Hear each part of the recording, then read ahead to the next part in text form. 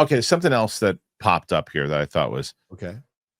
I read this. Or I'm glad that Luke included this on the stories today. Let me just bring this up here, and I'm gonna put it here. Where's the news? The news. Do that. Okay, so Andor is going to have a lasting impact on Star Wars as the new trilogy creator cites the series as an inspiration. Okay, so we're talking about Simon Kinberg here.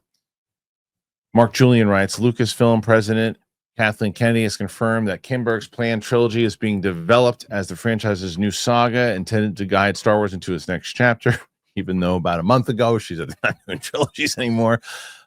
Set firmly in the post-rise of the Skywalker timeline, the trilogy is designed as a cornerstone of the era, with Kinberg writing and producing all three.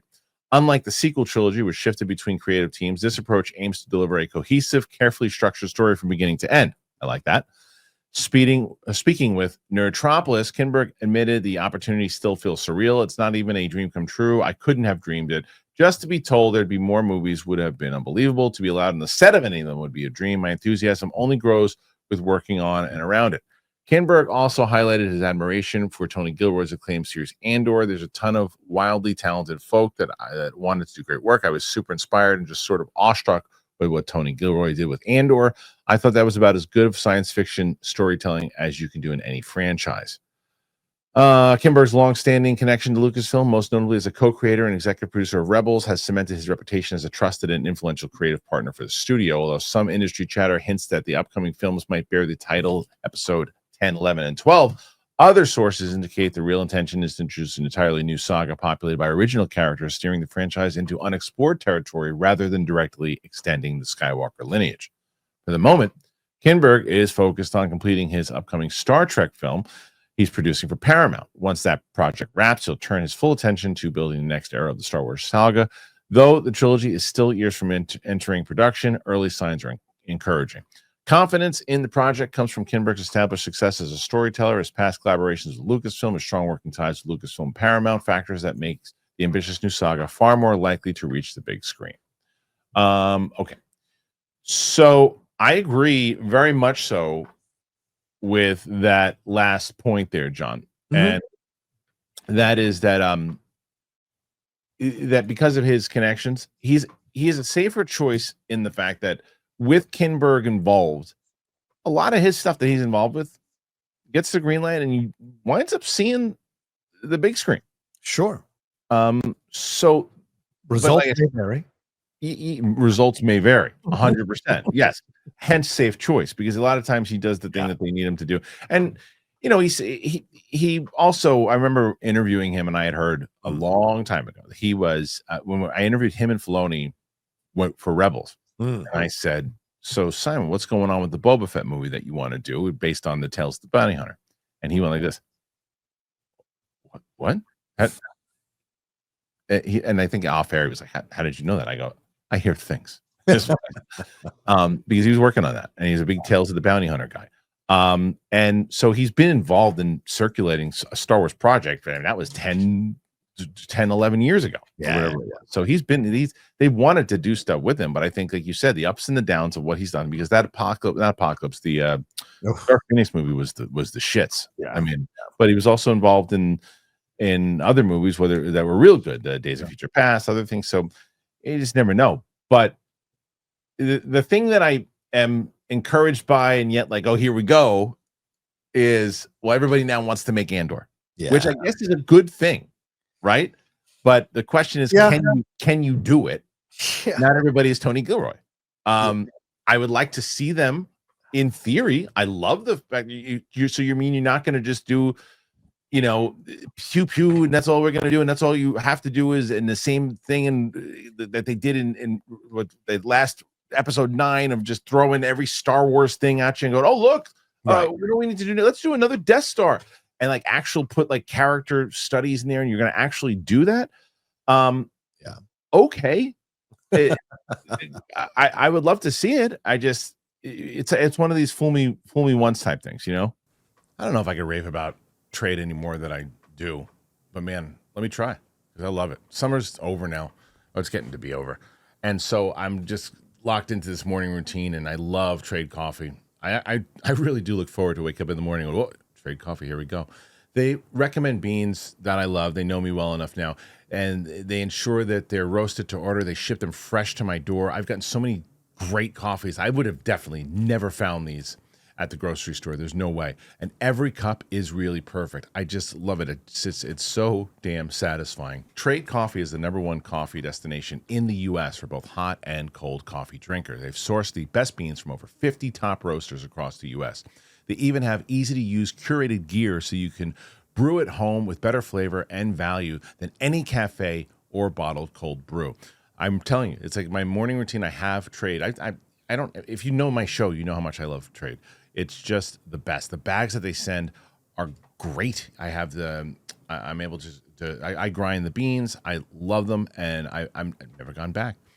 Right now, Trade is offering 50% off a 1-month trial, but you got to go to drinktrade.com/Christian. That's drinktrade.com/Christian. Get 50% off 1 month. Drinktrade.com/Christian. Go there. Tell them that we sent you.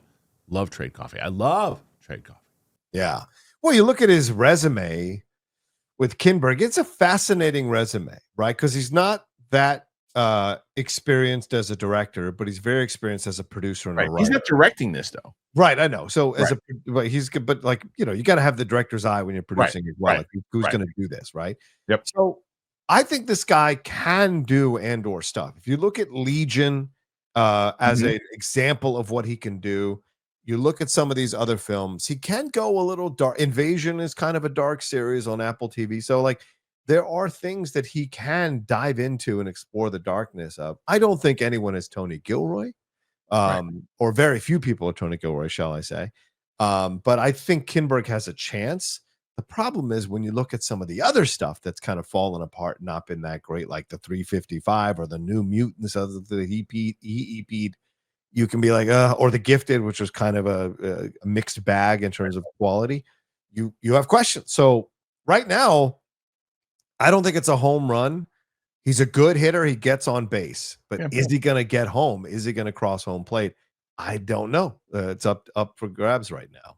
Well, look here. This is the difference, and I hate when it comes to Star Wars. It always feels like I'm trying to like throw a pile of shit into Filoni's face. But like the difference between the two of them is this, in my opinion, why I would much rather see a Kinberg trilogy than like a Filoni trilogy. Because Kinberg's going to produce this thing, and what we think, and already, I love the fact that we know that we're starting from a point, and we're going to end at a point. We have a synopsis of what we're going to do, right? And like we have a beginning and end, which they have not done yet. Okay, I'm on board already with that. Okay, great. The other thing is he's not going to be writing all of them. He's going to have writers come on board. He's going to be staffing it. He's going to find the director who's going to. This is where we want to go with this thing. We want to start from here. We want that. We're bringing in this director to execute the first one. We're going to bring this director to execute the second one and the third one. I don't mind having different directors if there's one plan and he's the one overseeing it, as opposed to, well, no. I'm writing the whole season of Ahsoka season 2. Right. Why? You showed in Ahsoka season 1, you can't write. Yeah. So don't do that. But Kinberg is going to be mixing and matching. If you mix and match the right team, you could be the guy that won the Cubs the championship after how many years? You know what I mean? Hugh Epstein. Yes. I think it's I think it's a positive. Yes. That he's on board, because he's not going to be a guy that's going to go like, oh, Dave Filoni, please tell me what to do. Like, he's going to be like, look, I have a shit ton of experience, man. And just trust me in what I'm doing. I've got a vision. I've got a plan. Now, Dave will come in, have some suggestions, have some notes. But it's not going to be a situation where Kinberg is dependent on Filoni approving what he's doing, right? It's going to be like Gilroy. It's going to be very much like his own voice here, being a part of it. And if Filoni is smart, and he is a smart man, he is hands off unless it's something that's really going to mess with the canon. And again, and I will say, I think Kinberg is a safe choice. So I think Kinberg should be the guy that they're doing this. Not really, but if you have him. Like, so somebody in the comment, are we glazing Kinberg? No, we're saying that if there is someone right now, if you're going to, between the two of them right now, I would much rather see what he's going to do, because he's not in the power to say he can go out and get the kind of director like a Gilroy. He can go out and get a Gilroy and put him on there because he's producing all of it. It could wind up being a colossal error and be horrible to have him in there. It's just that with Filoni, it's like my way. And it's like, no, Kinberg will at least be in the position to, whether or not he does this or not, who knows? He'll be in the position to say, all right, let's get that person to execute that. It could be an absolute disaster. Right. But he's set up better than in the current headspace that Filoni's in. That's the difference. Almost no successful person in Hollywood doesn't have failures, especially if they've been working a long time. So crying about glazing or whatever is just utter nonsense, because the guy has a track record of success with a lot of projects. Yes, he's had some failures. Pixar's had failures. Just about every director, maybe this side of Tarantino, has had failures or not great movies. And so it happens. But what you look at are how great were the successes. And I would argue that there's some really strong successes on his resume and varied successes on his resume. It's like one of those things. It's like, look, excited about. Yeah, that's why I said it could be great and it could be a disaster. It's not like, you Bull's coming in to do it. Like, don't get us in trouble. I'm not going to box him. I'm not going to box him. I'm just saying he doesn't have the best track record. You're looking at track record, but when you have, Kim, you're like, okay, it could be. Look, you could get Days of Future Past. You could get. I mean, didn't he produce Deadpool and Deadpool? He produced X-Men First Class, Days of Future Past, right. The Martian, Deadpool, Logan, Star Wars Rebels for 71 freaking episodes. Right. Yeah. It's like, and so I mean, but you can list off a bunch of movies that you go, oof, that stinks too. But you're hoping that you're going to get what you just read. Yeah. That's what you hope. But anyway, we'll see. What do you guys make of Kinberg saying these comments about that he wants to make this a little bit more so in the vein of the Gilroy Andor show as opposed to the current kind of fluff that we've been getting? Put your thoughts in there. Let us know.